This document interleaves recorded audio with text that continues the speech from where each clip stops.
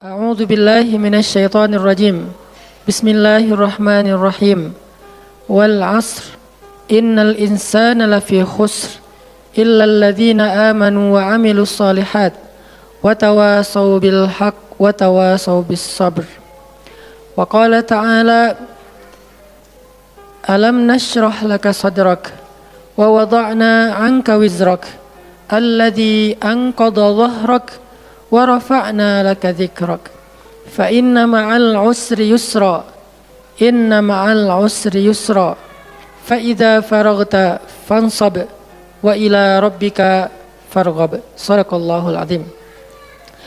Teman-teman semuanya, anak muda Kota Bandung, jamaah tetap sharing time atau sharing night Rabu malam yang dirahmati Allah Subhanahu wa taala. Semua orang di dalam kehidupan dunia itu pernah atau bahkan sering merasakan lelah. Karena dunia ini adalah tempat orang bermujahadah. Semuanya diraih dengan mujahadah. Gak ada yang didapatkan di dunia ini dengan cara yang mudah. Karena tabiat dari dunia itu adalah tempat bersusah payah. Fitrahnya dunia adalah tempat orang bercocok tanam, bukan memetik hasil. Yang namanya bercocok tanam, kalau kita melihat pada kehidupan para petani atau para pekerja di ladang, di sawah, di kebun, maka kita akan melihat akan melihat kelelahan, keletihan dan kesusah payahan yang luar biasa. Itulah tabiat dunia. Berbeda dengan tabiat di surga. Di surga itu semuanya akan didapatkan dengan cara yang mudah. Bahkan sebagian riwayat mengatakan seorang perempuan di surga apabila inginkan seorang anak, maka Allah Subhanahu wa taala akan memberikan anak kepadanya saat itu juga tanpa harus bersusah payah mengandung selama 9 bulan. Saat ini pengen punya anak dengan spesifikasi tertentu, maka saat ini juga dia akan diberikan anak bayi tanpa harus mengandung 9 bulan lamanya. Tanpa harus susah-susah menyusui. Allah akan datangkan untuk dia bayi yang dia sukai, kemudian Allah datangkan orang-orang yang akan, pelayan-pelayan yang akan merawat dan membesarkan bayi itu untuk dia. Karena di sana dia adalah seorang ratu yang tidak perlu lagi bersusah payah. Di surga itu ketika seseorang menginginkan makanan, maka Allah Subhanahu wa taala mendatangkan untuknya makanan dengan cara yang sangat mudah. Bahkan ketika dia menginginkan buah-buahan, maka pohon itu akan menunduk untuknya sehingga dia bisa memetik buahnya tanpa harus bangun dari tempat duduknya jika dia menginginkan itu.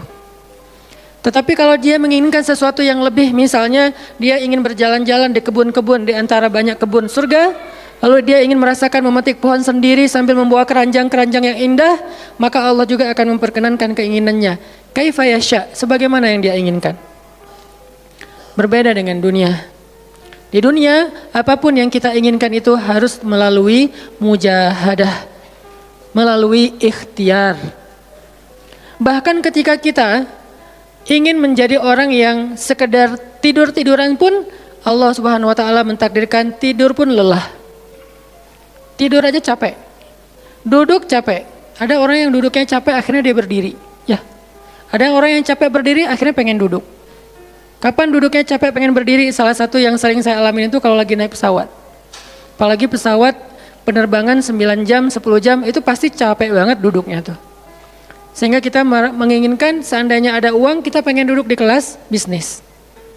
Tapi karena nggak mampu membeli tiket yang 3 kali lipat lebih mahal di kelas bisnis, ya nggak apa-apa lah di kelas yang biasa ekonomi. Tapi ketika lelah 4 jam, 5 jam pesawat berjalan itu udah luar biasa lelahnya, akhirnya berdiri mondar-mandir di antara lorong pesawat. Artinya duduk aja capek. Nggak ngapa-ngapain, suruh duduk doang. Nggak seperti orang dulu yang berangkat haji atau umroh, naik kapal, lewat darat, pas sampai di laut naik kapal dengan ontanya, dengan kudanya. Orang dulu mencari ilmu itu dengan mujahadah yang luar biasa. Dengan naik onta berminggu-minggu, ini naik pesawat cuma 9 jam, capek. Yang nggak ada guncangan, biasanya guncangannya cuma pas di awal sama pas mau landing doang. Di atas udah jarang ada guncangan karena dengan ketinggian tertentu dan pesawatnya besar. Tapi itu juga capek.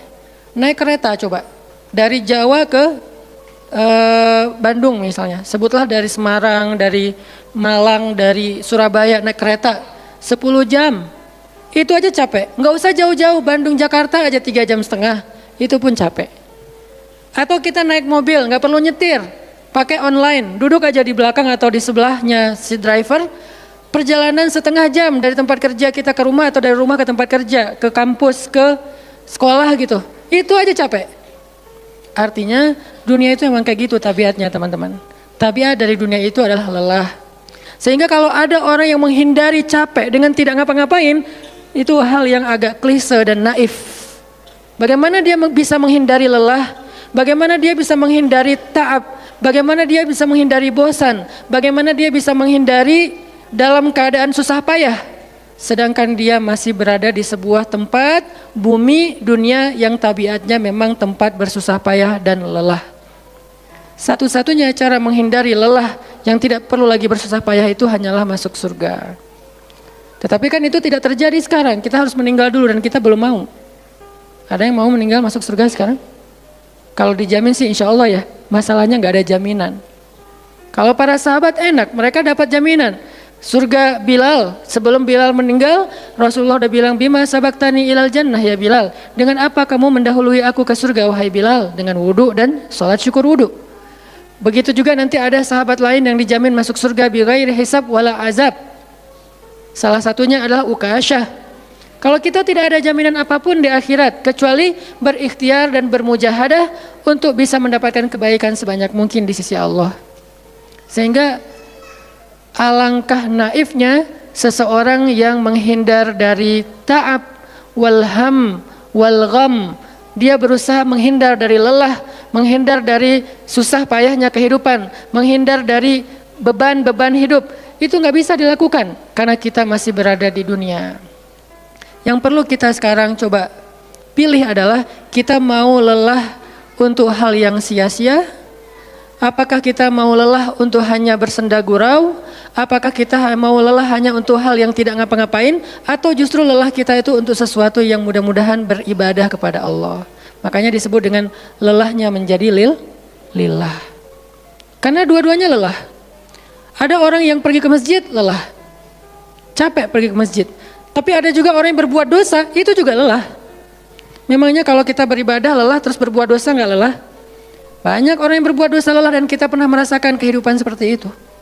Sehari, 2 hari, sebulan, setahun, 2 tahun. Sampai kita benar-benar merasakan lelah banget dengan dosa.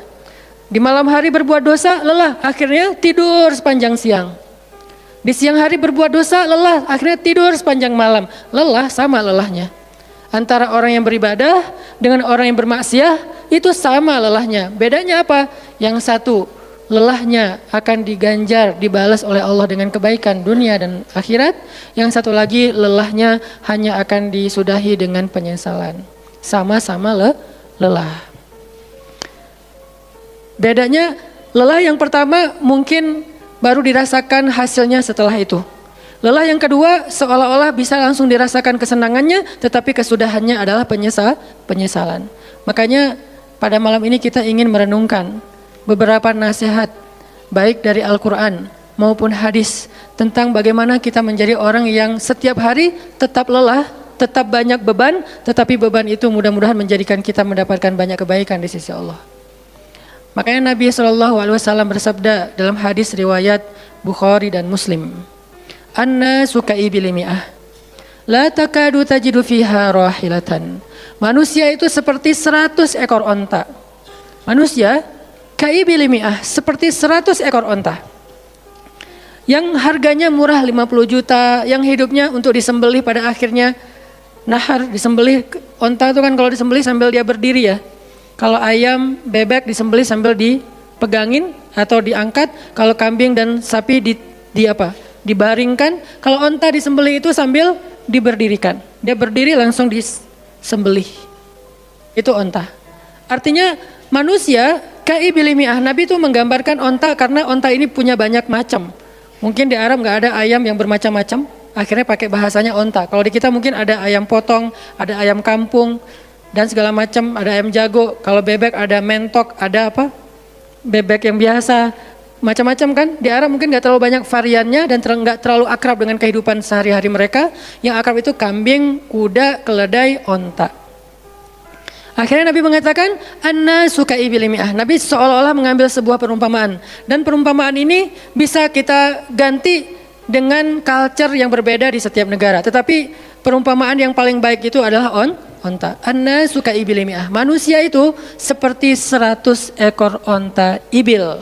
Onta potong yang hidupnya hanya untuk disembelih oleh tuannya, kemudian dagingnya dimakan atau dijual.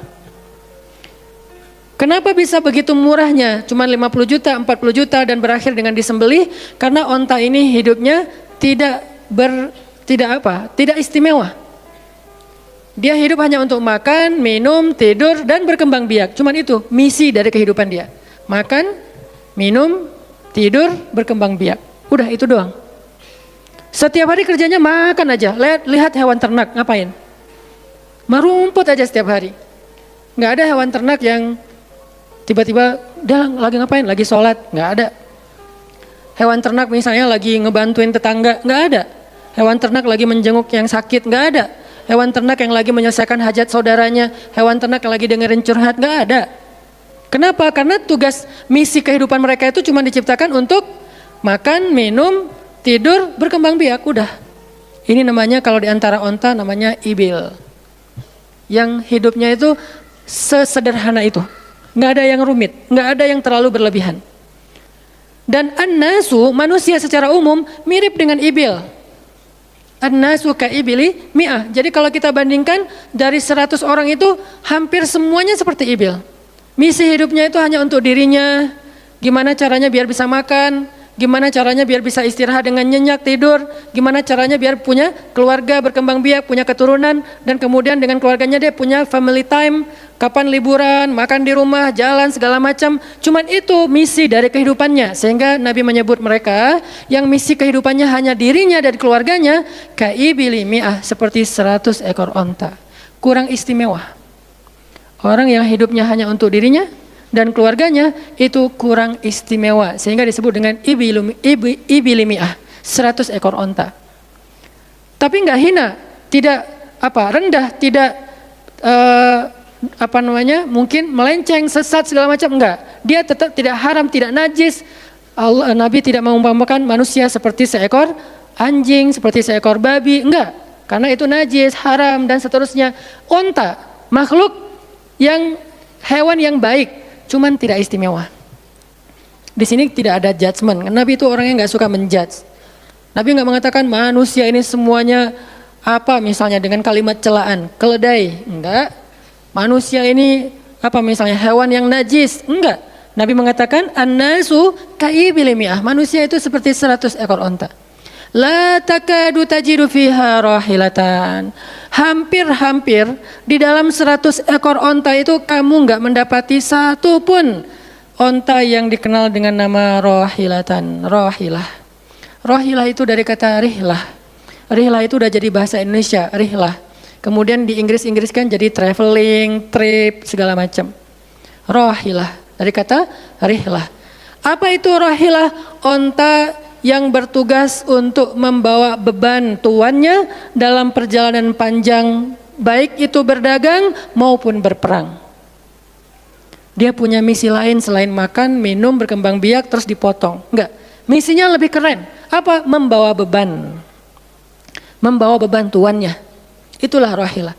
Sehingga punggungnya adalah punggung yang berkah, karena di atas punggung itu ditaruhkan beban terus menerus oleh tuannya. Berangkat bebannya apa, pulangnya beban apa. Karena orang dulu kalau berangkat berniaga, berdagang ke luar negeri, itu tuh bukan berangkat bawa beban, pulang nggak bawa apa-apa karena udah diuangkan, enggak. Mereka barter konsep perdagangannya. Kalau berangkatnya bawa kain, pulangnya nanti bawa karpet.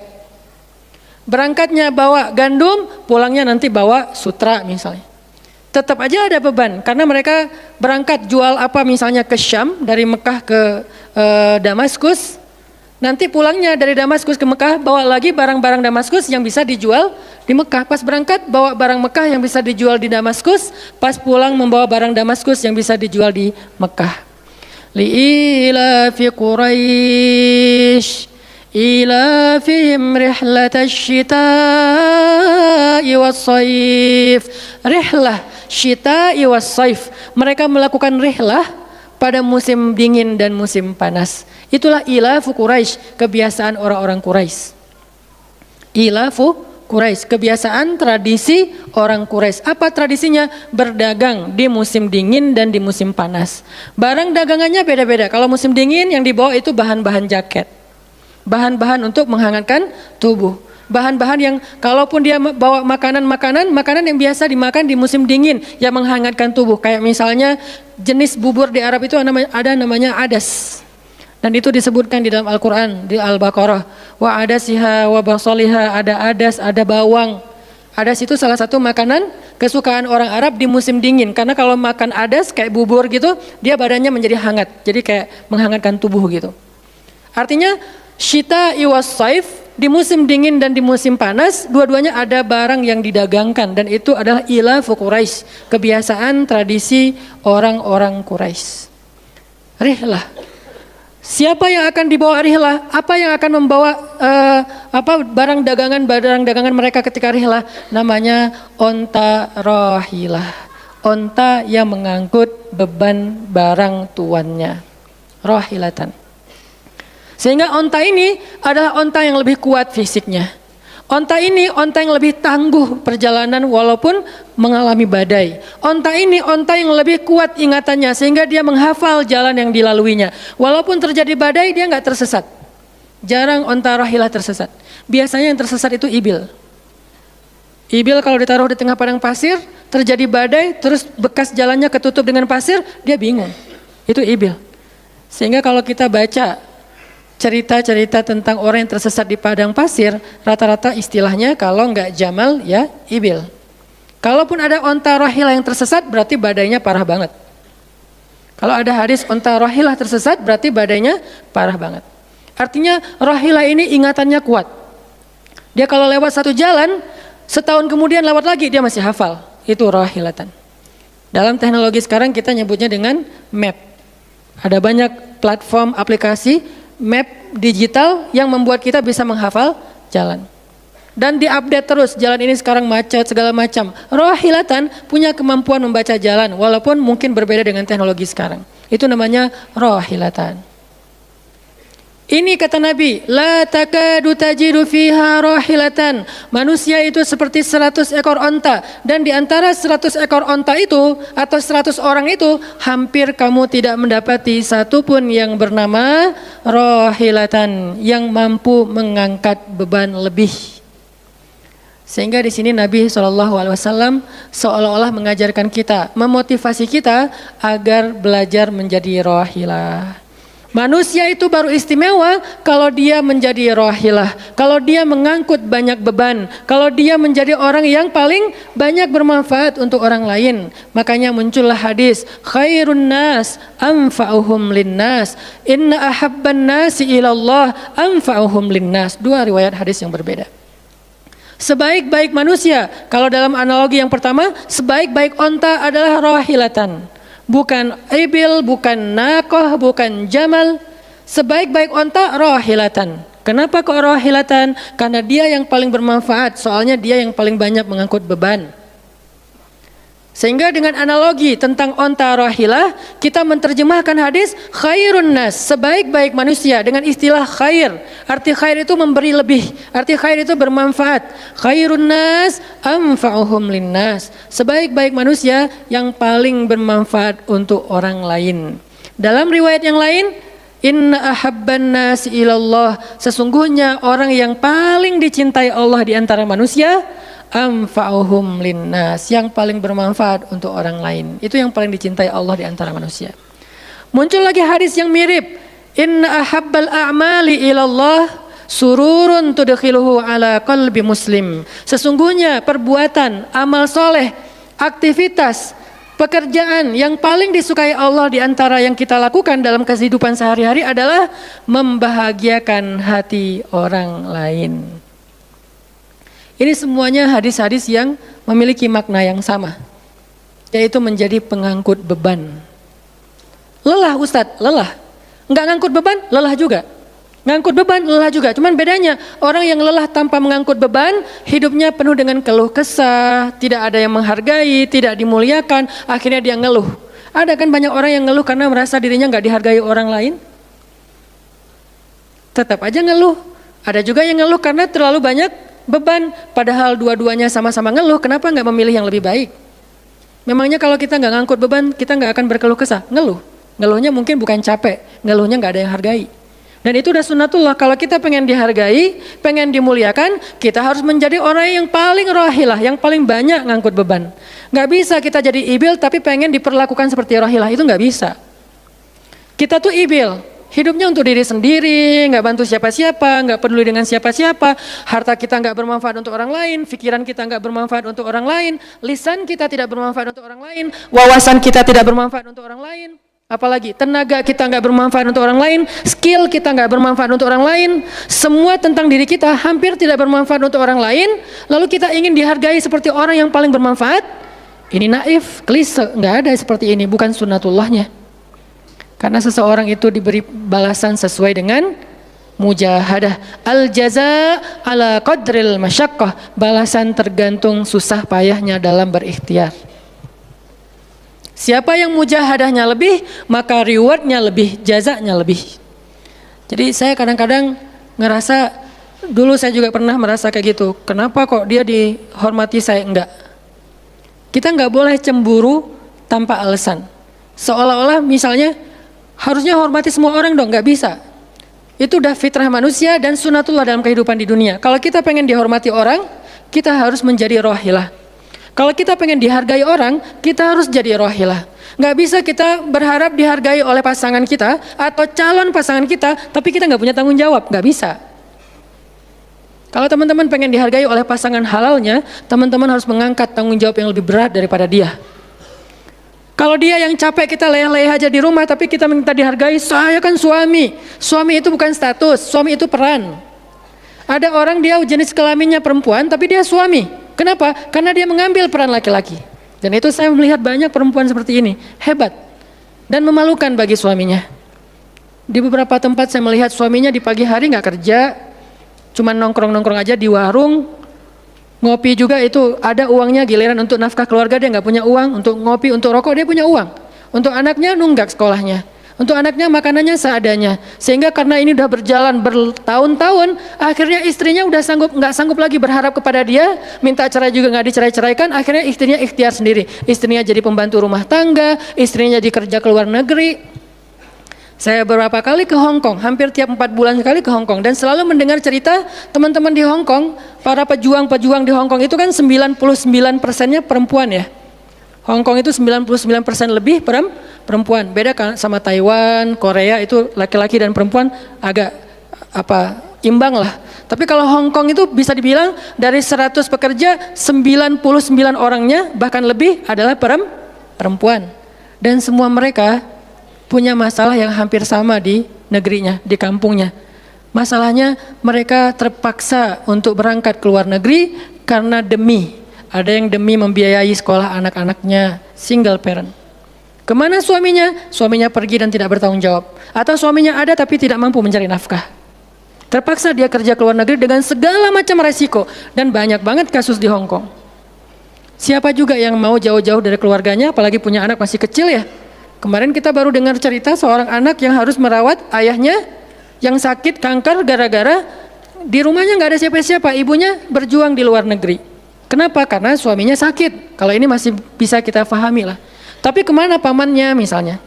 Kemana misalnya kakaknya? Nggak tahu punya kakak atau gimana? Nggak tahu kondisi pamannya. Yang jelas bahwa ternyata kita itu dihargai itu bukan karena kita berstatus suami. Kita dihargai karena kita berperan sebagai suami, bukan berstatus sebagai suami. Kalau suami pengen dihargai, ambillah peran suami. Laki-laki pengen dihargai, ambillah peran laki-laki. Apa peran laki-laki? Tanggung jawab. Ambil sebanyak mungkin. Kalau kita udah menikah, tanggung jawab kita itu kalau mau lebih, jangan cuma istri. Ambil keluarga istri untuk kita ambil tanggung jawabnya. Adiknya istri, mungkin keluarga istri kita nggak mampu. Adiknya kita sekolahin. Mertua sakit, kita biayain. Nanti siapa lagi? Keluarga besarnya ada masalah, kita biayain. Kita hutangin kalau misalnya kita nggak sanggup memberikan hadiah atau sedekah. amanah, tanggung jawab itu ambil semampu kita. Itulah contoh Rasulullah sallallahu alaihi wasallam. Makanya Nabi ketika sudah menikah dengan Khadijah, yang tinggal di rumah Nabi itu bukan cuma anak kandung beliau. Ada anak angkatnya Zaid bin Harithah. Ada sepupunya Ali bin Abi Thalib. Ada banyak lagi keluarga besar Khadijah yang tinggal bersama Nabi. Sehingga rumah Nabi itu adalah rumah yang banyak sekali orang-orang yang ditampung oleh beliau. Itu yang disebut dengan anfa'uhum linnas, ambil tanggung jawab yang besar. Sehingga Khadijah itu respect banget sama sosok Nabi Muhammad. Bahkan sebelum Nabi dapat wahyu, sehingga gak disebut Nabi, respect sama sosok seorang Muhammad. Apalagi setelah beliau dapat wahyu, beban beliau bukan lagi keluarganya sekarang, beban beliau adalah umatnya. Yang diurus oleh Nabi bukan lagi keluarga sekarang setelah dapat wahyu, umat. Dan umat di sini lintas nasionalisme. Ada yang datang dari Persia namanya Salman Al-Farisi, ada yang datang dari Romawi namanya Suhaib Ar-Rumi. Ada banyak sahabat-sahabat yang lintas kabilah, bukan hanya orang Quraisy. Ada yang datang dari Yaman, termasuk Sumayyah dengan Yasir, keluarga yang pertama syahid dalam Islam. Ini dari Yaman. Kemudian pindah lagi ke Madinah yang bukan orang-orang Quraisy. Di sana ada Bani Mudhar dari kabilah Aus dan Khazraj. Nanti berkembang lagi sampai ke Asia, Eropa dan seterusnya. Inilah bebannya Rasulullah SAW. Sehingga Allah menyebutnya dengan istilah rahmatan lil alamin. Rahmah. Tahu arti rahmah? Rahmah itu kasih sayang. Maksud kasih sayang memberi sayang. Kasih sayang, bukan minta disayangi. Jadi kalau kita mau berkasih sayang, ya kasih sayangnya, jangan sayangi saya dong. Itu bukan kasih sayang, namanya terima sayang. Bukan kasih sayang, terima sayang, minta sayang. Itu namanya bukan rahmah, bukan mawaddah. Yang namanya rahmah, kasih sayangnya. Kalau kita nggak punya sayang, berarti kita nggak punya rahmah. Apa bentuk sayang kita? Perhatian. Apa bentuk sayang kita? Perasaan. Apa bentuk sayang kita? Dengan harta. Itu sayangnya. Dan Nabi, wa ma arsalnaka illa rahmatan lil alamin. Tidaklah kami mengutus engkau Muhammad kecuali untuk menjadi kasih sayang kepada alamin. Arti rahmah dalam tafsiran yang lebih luas, menyelesaikan hajat manusia seluruh alam. Seluruh alam. Itulah kenapa Nabi Muhammad menjadi orang yang paling mulia. Karena yang diambil bebannya itu bukan satu keluarga Khadijah, bebannya itu bukan satu kota Makkah, bebannya itu bukan cuma orang Arab, alamin. Sehingga Allah mengatakan, wa rafa'na laka dzikrak. Kami angkat engkau menjadi manusia yang paling mulia. Karena beban yang diambilnya paling berat. Apa beban Nabi? Apakah cuma ceramah? Enggak cuma ceramah. Kalau cuma ceramah gampang. Saya pernah menjadi penceramah dan saya pernah menjadi programmer dalam dakwah. 8 tahun saya ceramah di Bandung, gampang banget. Dan kalau mau nyaman jadi ustadz, mending saya jadi penceramah aja, gampang banget. Diundang-undang, ustadz mau dijemput? Ya jemput dong, jemput. Ya, ustadz kan dijemput, jarang kita jalan sendiri, seringnya dijemput. Dan karena dia pengen memuliakan kita, dia cari di tempat itu siapa yang punya mobil paling bagus untuk menjemput ustadz. Kalau di kampung, cari siapa yang punya mobil baru yang tahun misalnya 2018 lah, kalau nggak ada 2019 saya punya, ya udah pinjam ya untuk jemput ustadz. Oh boleh saya senang, jemput. Kalau perlu yang punya mobilnya sekaligus jadi supirnya, jemput ustadz. Enak jadi penceramah. Jemput, tunggu di depan rumah, nggak langsung ketok. Kenapa? Nggak enak mau ngetok, biar ustadznya santai aja. Ustadznya keluar dibukain pintu, terserah mau duduk di depan, duduk di tengah. Kalau ustadznya duduk di tengah, nggak ada yang di sebelahnya, kosong. Mau goler-goler, mau jungkir balik, bebas. Ustadz, saya pernah ngalamin masa kayak gitu. 8 tahun, mudah banget, diundang-undang, semua wajah tersenyum, nggak ada yang cemberut, namanya juga ustadz. Selamat datang ustadz, alhamdulillah bisa ketemu sama ustadz, silakan, duduk dikasih makanan yang paling baik, dihidangkan segala macam, minuman aja 5 jenis. Sampai bingung nih mana yang mau diminum, ustadz mau apa? Kadang-kadang beberapa teman-teman panitia yang sangat udah pro banget nanya, ustadz itu nanya ke asisten lah atau siapa manajemen, kalau dia punya manajemen, ustadz itu sukanya makanan apa? Disediakan makanan kesukaan ustadz. Kalau ke Bandung ustadz senangnya makan apa? Disediakan makanan khas Bandung kesukaannya ustadz. Dicari dari restoran terbaik yang ada di kota itu. Ini perlakuan terhadap ustadz, nyaman banget kalau ceramah tuh. Ceramah berapa lama? Terserah ustadz. Kalau lagi mood 3 jam. Kalau nggak lagi mood 45 menit. Ustadz kok ceramahnya cuma sebentar? Saya lelah sekali. Oh nggak apa-apa Ustadz, istirahat ya Ustadz, sehat terus ya Ustadz, doain. Pulang dianterin, maaf dikasih amplop, transport segala macam. Kadang-kadang wah ngasihnya cukup untuk 2 bulan makan. Masya Allah enak. Kalau cuman yang disebut dengan rahmatil alamin itu cuman ceramah, itu bukan rahmatil alamin. Walaupun itu salah satu kebaikan. Tapi kemudian setelah 8 tahun saya berdakwah dengan ceramah, saya mengubah konsep dakwah saya menjadi programmer. Memprogram masjid. Al-Latif. Saya ngomong dengan Pak Iman beri saya kesempatan memprogram Al-Latif, bikin gerakan, bikin dakwah. Bukan masjid yang memprogram, kemudian Ustadz mengisi, itu salah. Menurut saya, keliru kalau masjid membuat program, Ustadz cuma mengisi program itu, keliru. Ustadz yang program, masjid fasilitasi, nanti insya Allah akan berkah. Alhamdulillah Pak Iman, Ketua DKM Al-Latif sepakat. Ya udah Ustadz silakan, mangga, dikasih waktu 2 tahun. Kalau nggak ada perubahan diambil alih. Dalam 2 tahun kita coba program dari awal, bikin gerakan anak muda, pemuda hijrah lahir waktu itu.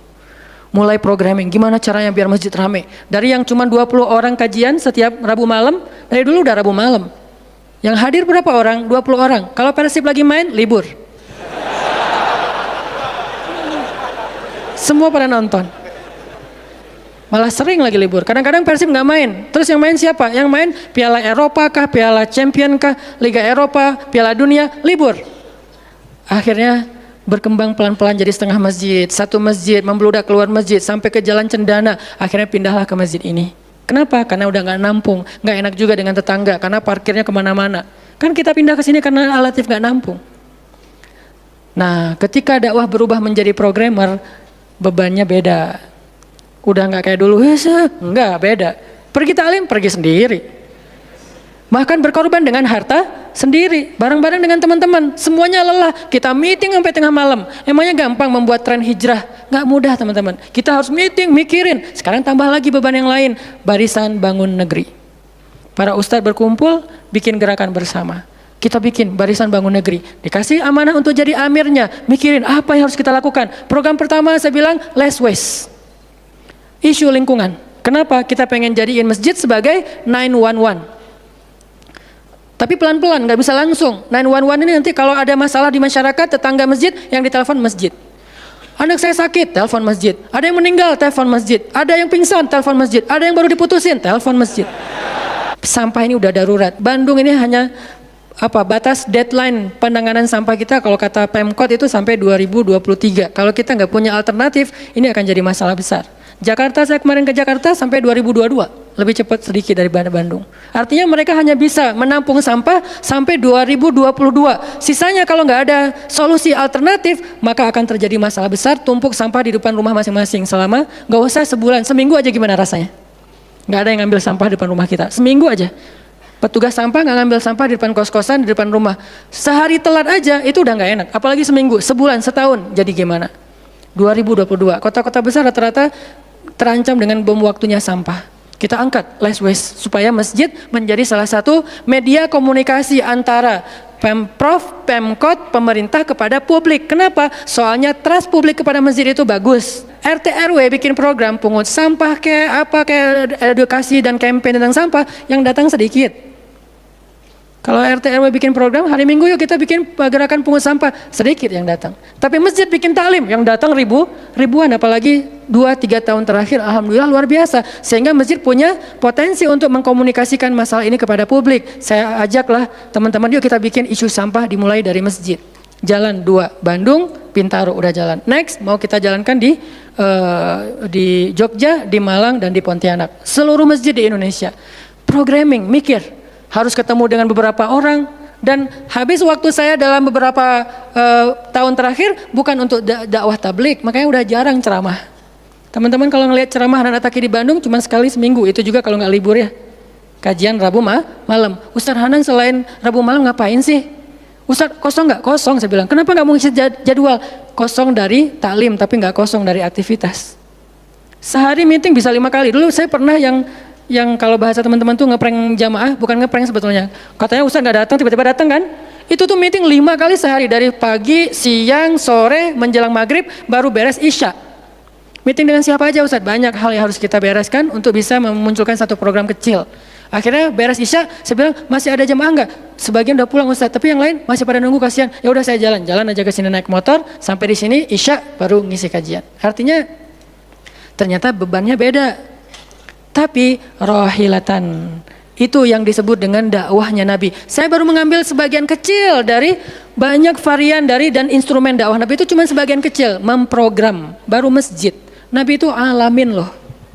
Gimana mengubah kota Mekah yang dulunya kemusyrikan merajalela, perzinahan merajalela, kemudian anak perempuan dibunuh karena dianggap membawa sial, riba luar biasa, banyak yang dibunuh gara-gara gak mampu membayar hutang, dan perbudakan, dan banyak lagi masalah sosial. Bukan hanya masalah akidah dan ibadah. Akidah dan ibadah itu adalah inti masalahnya, kemudian merembet ke masalah sosial, biasanya kayak gitu. Kalau akidahnya melenceng, biasanya sosialnya rusak. Walaupun gak selalu kayak gitu juga sih. Karena ada di beberapa negara yang akidahnya mereka syirik, tapi sosialnya bagus. Walaupun ada problem sosial lain yang mungkin gak perlu dibahas di sini. Yang jelas awalnya berawal dari kemusyrikan, kemudian berkembang menjadi masalah ekonomi, sosial, dan seterusnya. Nabi menyelesaikan masalah kota Mekah. Gimana caranya? Mekah yang tadinya kota yang jahiliyah menjadi kota Islamiyah, kota yang Rabbaniyah, kota yang penuh dengan kebaikan. Madinah yang tadinya kota yang penuh dengan sampah, Yathrib berubah menjadi kota Munawwarah. Sekarang udah nyampah lagi. Di zaman Nabi itu benar-benar Madinah Munawwarah. Sekarang mungkin nggak sebagus di zaman Nabi, cuman bangunannya doang yang megah, tapi secara lingkungan, secara sosial nggak sebaik zaman dulu lah. Kalau bangunan itu kan bukan indikasi peradaban ya.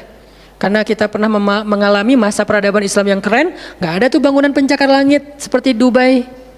Kita di Dubai bangunan pencakar langit, tetapi secara peradaban ada masalah di Dubai, terutama masalah sosial.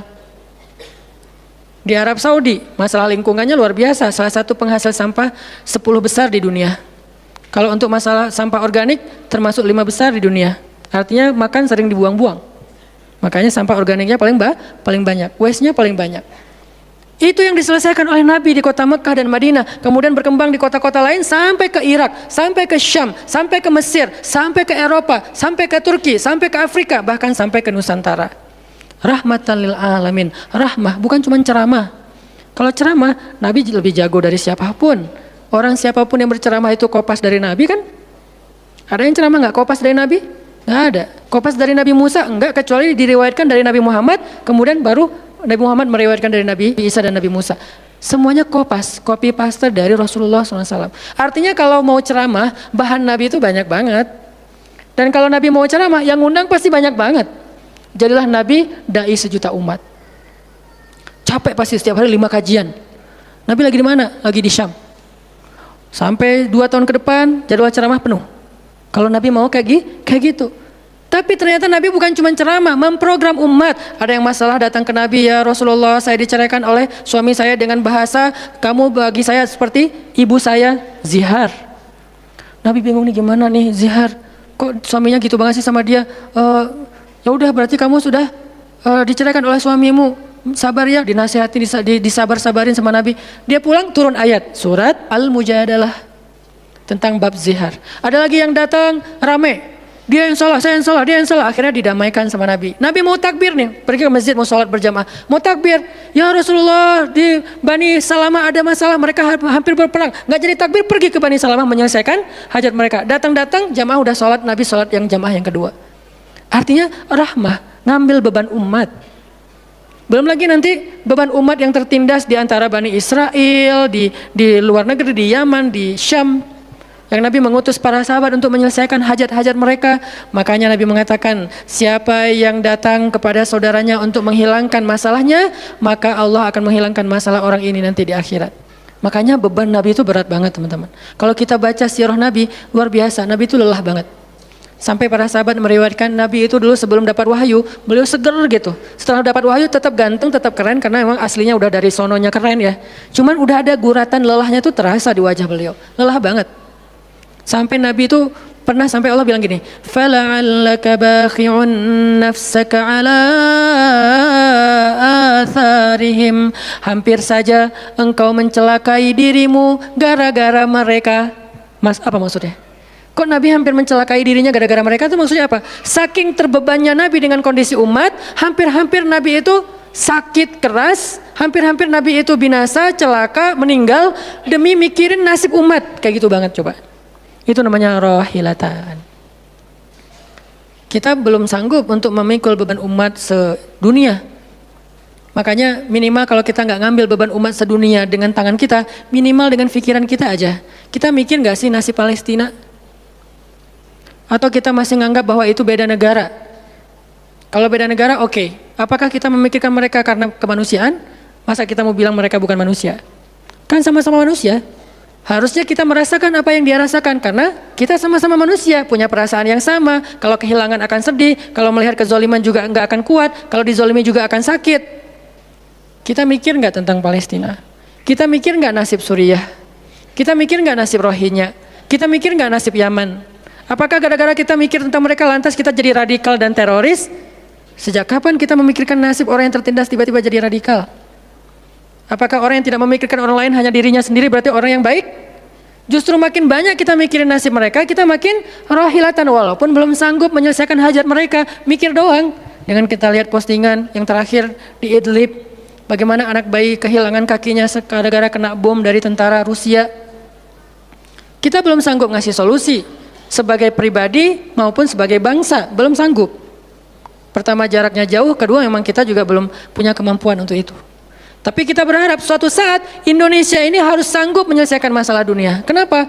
Kita ini punya potensi peradaban, bangsa yang besar. Masa kita mau jadi kerdil terus ngikutin bangsa lain? Kita ini bangsa besar, umat Islam terbesar di dunia. Dan orang Indonesia itu pinter-pinter, profesornya banyak, saintisnya banyak, orang kayanya banyak, keren Indonesia nih. Kenapa Indonesia yang keren kayak gini cuma ngurus diri sendiri aja nggak bisa? Harusnya ngurus dunia bukan ngurus diri sendiri. Itulah Islam yang sebenarnya. Kita ngurus Rohingya. Gimana caranya Rohingya punya tempat tinggal? Kita urus Suriah. Kita urus Palestina. Lalu apakah kita memikirkan tetangga kita? Teman-teman lihat deh. Salah satu yang mungkin proyek kecil lah. Ini yang karena yang saya tahu karena istri sendiri yang ngerjain. Lihat rumah teduh sahabat Iin. Setiap harinya ada yang meninggal dengan kanker ovarium yang gede banget, ada yang kanker yang dulu yang saya bawa Ustaz Abdul Somad keliling di Bandung tuh, seorang anak muda yang udah meninggal, seminggu setelah Ustaz Abdul Somad mengunjungi dia, Rian namanya, meninggal dunia. Alhamdulillah dia sempat ketemu dengan Ustaz Abdul Somad, sempat dinasehati, mudah-mudahan di akhir hayatnya dia setelah dapat nasihat dari UAS, dia jadi sabar, jadi balik lagi ke Allah sehingga husnul khatimah. Datang kita, ketemu dengan Rian, habis ininya. Gara-gara apa? Gara-gara pernah kecelakaan di laut, terus jadi kayak kanker kulit, luar biasa. Itu parah banget. Dan itu nggak satu kasus, banyak. Di Jawa Barat aja udah banyak banget, apalagi Indonesia. Apakah kita mau mengambil beban itu? Atau kita bahkan melihat juga nggak mau, karena ngerasa nggak kuat, nggak berani, terus kapan kita kuatnya? Kalau kita nggak kuat, namanya bukan rohilah. Yang namanya rohilah itu harus kuat, dikuat-kuatin kalaupun nggak kuat. Sudah seberat apa beban yang kita ambil?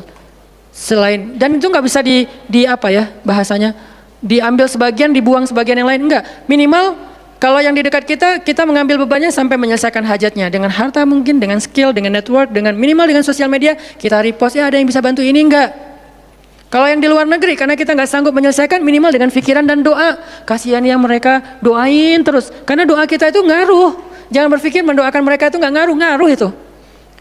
Mempercepat datangnya pertolongan Allah. Minimal dengan doa kita Allah kuatkan hati mereka, minimal dengan doa kita Allah kuatkan hati saudara kita di Yaman, yang kelaparan di Syam, di Palestina, di Rohingya, di Turkistan yang masih dalam campnya orang-orang komunis. Minimal doa kita menguatkan hati mereka, kan berarti membantu. Ada orang yang ketika dapat musibah kita datang nggak bisa ngasih solusi, tapi begitu kita nasihati lalu kita doakan, itu udah membantu dia, minimal hatinya jadi lapang. Kemudian kita doakan, dia merasa diperhatikan. Bukankah itu sebuah bantuan? Dan itu rahilah. Semuanya aja yang di luar negeri kita pikirkan, apalagi yang di dalam negeri, semampu kita. Makanya nama barisan kita tuh Barisan Bangun Negeri. Kalau ditanya, apa Ustaz tujuan bikin gerakan Barisan Bangun Negeri? Ya bangun negeri. Masa masih ditanya ya? Karena masih ada yang nanya, ngapain sih tuh Ustaz-Ustaz ngumpul mau bangun negeri? Itu udah jelas dari namanya juga. Terus santrinya ngapain? Namanya Santri Bangun Negeri. Ustadznya Barisan Bangun Negeri, ada 2 nama. Para guru, saya pelan-pelan pengen ngumpulin para guru-guru yang seleting. Supaya kita barengan, ngumpulin pelan-pelan. Namanya Barisan Bangun Negeri. Nanti teman-teman yang ngikutin para guru, para santri, namanya Santri Bangun Negeri. Jadi kalau ditanya mau ngapain, mau bangun negeri. Programnya apa? Pertama, program isu lingkungan. Nanti naik lagi isu sosial, naik lagi isu healthcare, kemanusiaan, kesehatan, dan seterusnya. Kan itu tugas pemerintah, kita nggak mau menyalahkan siapapun, udah capek berdebat. Tugas kita sekarang, siapa yang pengen jadi rohilah? Itu yang dilakukan para guru kita sekarang teman-teman, di barisan bangun negeri. Mikir, kemarin saya 40 jam nggak tidur. Dari Bandung ke Jogja. Di Jogja ada acara, udah beres acara, kita ada meeting yang penting banget, yang bikin saya sesak sampai sekarang. Itu ada diskusi yang saya tidak bisa sampaikan ke publik, itu diskusi dari jam 11 malam sampai jam setengah 4 subuh. Kenapa diskusinya sampai malam? Karena besok kita semuanya udah pada bubar, udah pada pulang masing-masing ke negerinya, sehingga nggak sempat ketemu. Ketemunya kita cuman malam Selasa. Selasa subuh pesawatnya udah mulai ada yang pesawat jam 5, jam 6, jam 7. Jadi malam itu harus kita selesaikan meeting kita. Meeting lah kita sampai jam setengah 4 subuh. Beres meeting langsung ke bandara. Saya dengan salah satu ustadz ke bandara berdua naik flightnya pas bareng. Belum selesai tadi meetingnya, meeting lagi di pesawat. Dari Jogja ke Jakarta. Di Jakarta saya ketemu dengan beberapa teman-teman yang pengen mendukung program pesantren yang sedang kita dari setahun yang lalu ingin kita buat, tapi juga belum cukup untuk membebaskan lahan, karena kita butuh 15 M membebaskan lahan. Alhamdulillah udah terkumpul sekitar 2 M, masih jauh dari target. Baru membebaskan lahan, belum membangun. Akhirnya bahasa istri saya ngamen di Jakarta dari pagi, siang, sore, malam pulang. Di kereta juga diskusi lagi sama istri karena ada beberapa program yang harus kita bereskan. Sampai rumah jam 12 malam. Jadi 1 hari setengah. Hampir 2 kali 24 jam baru istirahat. Itu kalau programming. Beda dengan ceramah. Diundang ke Jogja. Ustaz, ceramahnya di Jogja. Oke, jam berapa? Isya. Ya udah saya datangnya maghrib. Terbang jam 5 sampai di sana maghrib. Ceramah, beres ceramah, saya tidur. Gampang kan?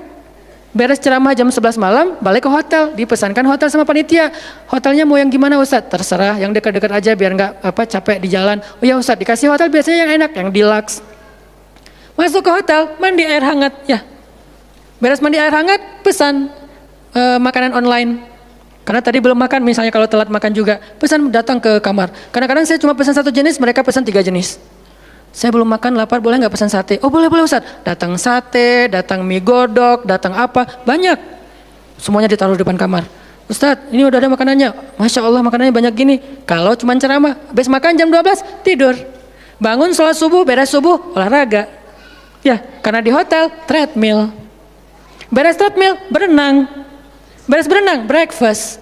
Beres breakfast, terbang ke Bandung. Kan enak ya? Kalau cuman ceramah.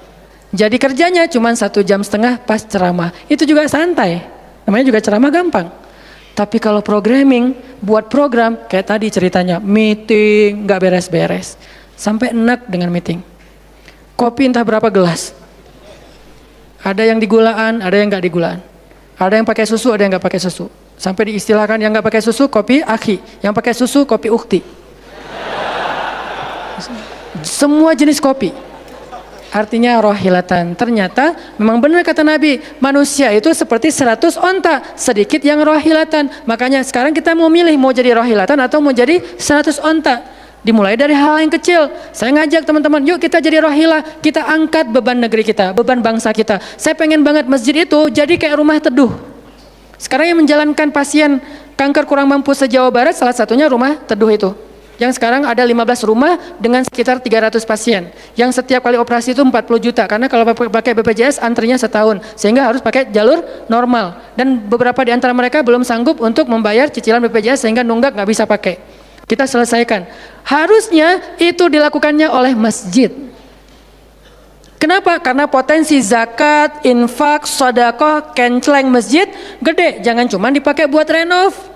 Jangan cuma dipakai buat pengumuman hari Jumat, kenceleng minggu ini 300 juta 300 juta di sebelah masjid ada orang lapar, berarti ngapain 300 juta teh? Harusnya 300 juta itu kenceleng minggu ini, harusnya 300 juta tapi tinggal 10 juta. Kenapa? Beban umat diangkat semua sama masjid. Itu cita-cita kita, pengennya masjid itu menjadi, makanya ada hashtag masjid peradaban. Apa masjid peradaban? Masjid rohilah, masjid yang mengangkat beban umat, bukan cuma membuat program jihad, pengajian hari Ahad. Udah lewat lah masa kayak gitu-gitu, udah nggak keren. Ini saya tantang masjid-masjid yang ada di Indonesia, jangan hanya fokus dengan taklim. Taklim itu udah banyak dan mudah melakukannya, kurang challenging. Coba masjid mikirin masalah sekitarnya, satu masjid mikirin satu RW kalau masjidnya kecil. Kalau masjidnya masjid kecamatan, mikirin satu kecamatan. Kalau udah beres dengan kecamatannya, nggak ada lagi masalah, pergi ke kecamatan sebelah. Kolaborasi dengan masjid kecamatan sebelah, yuk selesaikan masalahnya. Bisa banget kalau masjid mau. Tapi serahkan programnya ke ustadz yang ngerti harokah, yang ngerti pergerakan. Dan sekarang udah banyak ustadz yang ngerti pergerakan. Baru kita akan melihat Indonesia yang luar biasa. Terus apa yang bisa kami lakukan Ustadz? Yuk bareng-bareng dengan saya, dengan pemuda hijrah, dengan para guru barisan bangun negeri, kita bangun dari Indonesia semampu kita. Dengan apa? Dengan skill kita masing-masing. Dengan potensi kita masing-masing. Ada yang punya harta dengan hartanya. Ada yang punya kemampuan skillnya dengan skillnya. Saya udah berkali-kali menjelaskan, skill itu untuk dakwah penting, bukan hanya penceramah. Nah, mau nggak nih teman-teman? Yuk kita bangun Indonesia. Sekarang kita mikirin apa yang bisa kita lakukan untuk Indonesia. Masing-masing dengan potensi kita. Karena kita anak masjid. Anak masjid.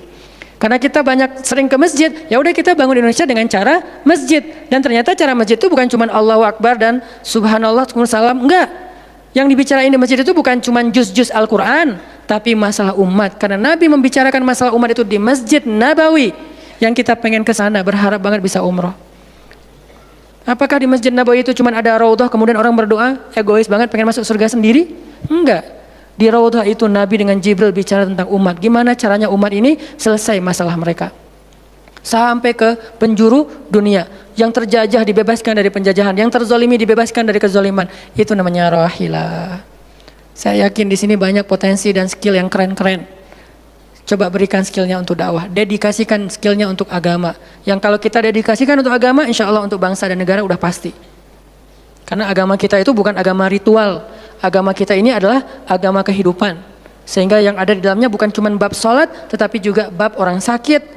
Dan kita tahu banyak hadis tentang itu, bab lingkungan, dan kita mulai tahu hadis-hadis tentang itu. Yuk kita dedikasikan skill kita, potensi kita, harta kita untuk agama Allah. Kita angkat beban umat bareng-bareng. Karena kalau saya ngangkat sendiri, saya paling-paling ngangkat sanggupnya itu 100 kilo. Itu juga udah ngos-ngosan.